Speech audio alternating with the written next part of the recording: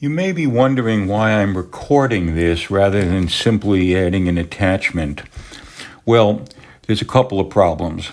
One is if I try to type out this long a text, it would probably take me 3 or 4 months, as I typically average about 3 typos per 4-letter word. But the more significant reason why I have to read this is that I can't find any text that's easily attached. At any rate, I'm sure you'll enjoy it if, like me, you're a fan of Henry Wallace. This is a letter that Henry Wallace, an open letter that he addressed to Stalin back in 1948, just 3 years after the end of the Second World War. It's amazing to me that this letter didn't get more publicity than I think it got, based on the fact that I've been reading about Wallace pretty regularly for quite a while, and I never found any text of the whole letter. I found a few synopsises here and there, but anyway, this is the letter. I'm going to read it pretty much in whole. I'm leaving out a little bit to save some of your time and mine. I don't know where to begin talking about Henry Wallace, so I'm going to let him talk for himself. As I'm sure most of you know, he's the guy that was screwed out of the nomination for the presidency in 1948 by, guess who? The Democratic Party, who then, like still, has no tolerance at all for genuine progressives. Socialists, actually, is what Wallace, I think, could be better described as. At any rate, here we go. Please forgive my stuttering, and if I screw up on 1 or 2 words, I'm not going to re-record the whole thing, but I'm sure, at least I hope you'll be able to figure out what I'm trying to say, or trying to read. Okay. A century of peace. The United States of America and the Union of the Soviet Socialist Republic must take immediate action to end the Cold War. This involves taking definite, decisive steps toward the following objectives. 1, general reduction of armaments, outlawing all methods of mass destruction.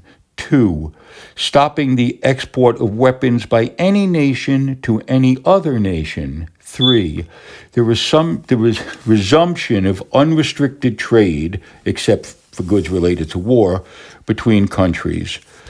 5, the free movement of citizens, students, and newspapermen between and within the 2 countries.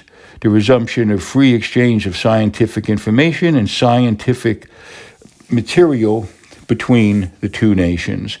The reestablishment of a reinvigorated United Nations Relief and Rehabilitation Administration, or the construction of some similar agency for the distribution of international relief. Neither the United States of America nor the Soviet Union should interfere in the internal affairs of other nations. Neither the United States nor the USSR should maintain military bases in other nations. Neither the United States or the USSR should terrorize the citizens or of member states of the United Nations by massing land forces, establishing air bases, or making naval demonstrations. Neither of the 2 countries should use financial pressure, economic pressure, or the pressure of secret agents to obtain political results in other countries. Both the United States of America and the Soviet Union, in the spirit of the United Nations Charter, should collaborate to the maximum limit in furthering the political, economic, and cultural health of the entire world. To that end, the United States of America and the USSR should join the various subsidiary agencies of the United Nations, such as the World Health Organization, the Food and Agricultural Organization, the United States Educational, Scientific, and Cultural Organization.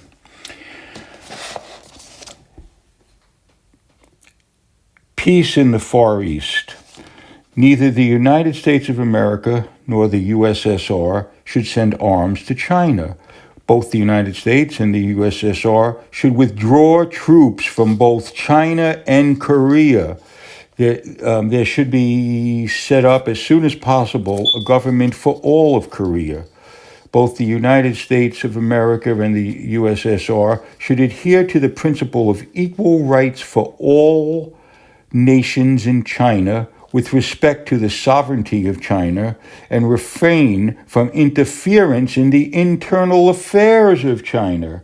Both the United States of America and the USSR can benefit from a China which is strong and unified on the basis of economic and political democracy.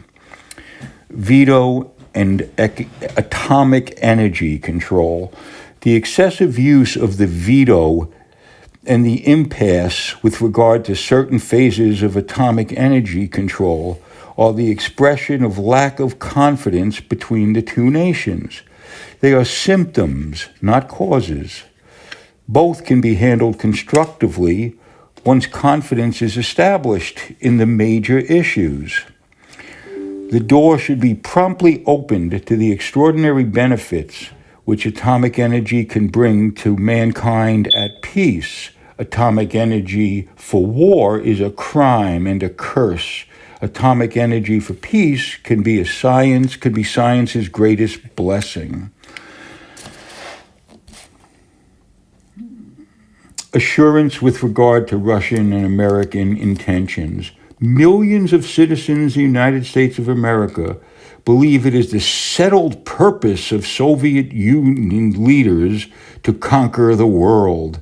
Millions of citizens in the Soviet Union believe it is the settled purpose of the United States to invade the USSR. Both point to specific instances to make their point. Each nation should state definitely and categorically that it has no design on the territorial integrity of any other nation. Communism and capitalism. The ideological competition between communism and capitalism is a different matter from the understanding between the United States and the USSR. The latter can be solved in a way that will preserve peace, but the competition between capitalist and communist systems is never ending. It is the concern of both nations to see that this competition remains constructive and that it never degenerates into the status of such religious war as the 30 Years' War, which devastated Europe at the beginning of the 17th century. Russia cannot be held responsible for the excesses of local communists any more than the United States of America can be held responsible for the exploitation of backward people by many capitalists who are only nominally citizens of the United States. Undoubtedly, many communists and capitalists have expressed the belief that their particular system will inevitably dominate the world.